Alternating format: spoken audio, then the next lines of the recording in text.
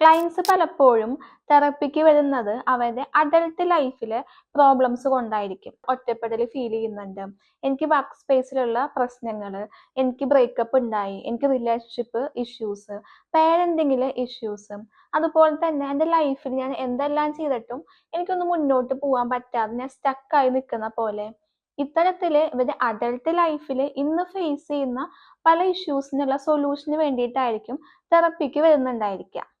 ഓരോ സെഷനിലും നമ്മൾ പീൽ ചെയ്ത് മുന്നോട്ട് പോകുമ്പോഴും ഈ പ്രോബ്ലം സ്റ്റാർട്ട് ചെയ്തത് ഇവിടെ നിന്ന് അല്ല, ഇത് വരുന്നത് ചൈൽഡ്ഹുഡിൽ നിന്നാണ് എന്നുള്ള ഒരു പിക്ചർ ആയിരിക്കും നമുക്ക് പലപ്പോഴും ലഭിക്കുന്നത്. ഇവിടെയാണ് ഇന്നർ ചൈൽഡ് എന്ന് പറയുന്ന ഒരു കോൺസെപ്റ്റിനെ പറ്റി നമ്മൾ മനസ്സിലാക്കേണ്ടത്. ഇന്നർ ചൈൽഡ് എന്ന് പറയുന്ന ആ ടേമിന്റെ എക്സാക്ട് മീനിങ് തന്നെ നമ്മളുടെ എല്ലാവരുടെ ഉള്ളിലും ഒരു ചൈൽഡ് ലൈക്ക് ആയിട്ടുള്ള ഒരു പാർട്ട് ഉണ്ടായിരിക്കും. ഡീപ്പർ ആയിട്ട് മനസ്സിലാക്കാൻ വേണ്ടിയിട്ട് നമ്മുടെ എല്ലാവരുടെ ഉള്ളിൽ ഒരു ഭയങ്കര ക്യൂരിയസ് ആയിട്ടുള്ള, ഭയങ്കര സ്പോണ്ടേനിയസ് ആയിട്ട്, ഭയങ്കര ക്രിയേറ്റീവ് ആയിട്ടുള്ള ഒരു ചൈൽഡ് ആയിട്ടുള്ള ഒരു പാർട്ട് നമുക്ക് എല്ലാവർക്കും ഇല്ലേ? നമ്മൾ ഭയങ്കര ക്രിയേറ്റീവ് ആയിട്ടുള്ള കാര്യങ്ങൾ ചെയ്യാം. നമുക്ക് എന്തെങ്കിലും ഒരു കാര്യം കാണുമ്പോൾ ഭയങ്കര ക്യൂരിയസ് ആയിരിക്കും, നമുക്ക് എന്താണ് അറിയാൻ വേണ്ടിയിട്ട്.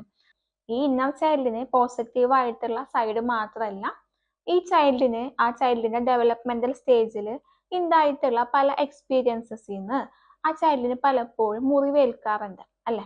നമ്മളെല്ലാവരുടെയും ചെറുപ്പകാലത്തിൽ നമുക്ക് പലപ്പോഴും നമ്മളുടെ പല എക്സ്പീരിയൻസിൽ നിന്നല്ല, നമുക്ക് പല രീതിയിലുള്ള ഒരു പെയിൻഫുൾ ആയിട്ടുള്ള എക്സ്പീരിയൻസ് എല്ലാം നമ്മൾ കടന്നു വന്നപ്പോൾ ഈ ചൈൽഡിന് ഒരു മുറിവേറ്റ ഒരു ഭാഗം കൂടി ഉണ്ട്. ഈ മുറിവേറ്റ വൂണ്ടഡ് ആയിട്ടുള്ള നമ്മുടെ ചൈൽഡ് ആ പാർട്ടിനെയാണ് നമ്മൾ തെറപ്പിയിലെല്ലാം അഡ്രസ്സ് ചെയ്യുക. അതിനെയാണ് ഇന്നർ ചൈൽഡ് ഹീലിംഗ് എന്ന് വിളിക്കുന്നത്.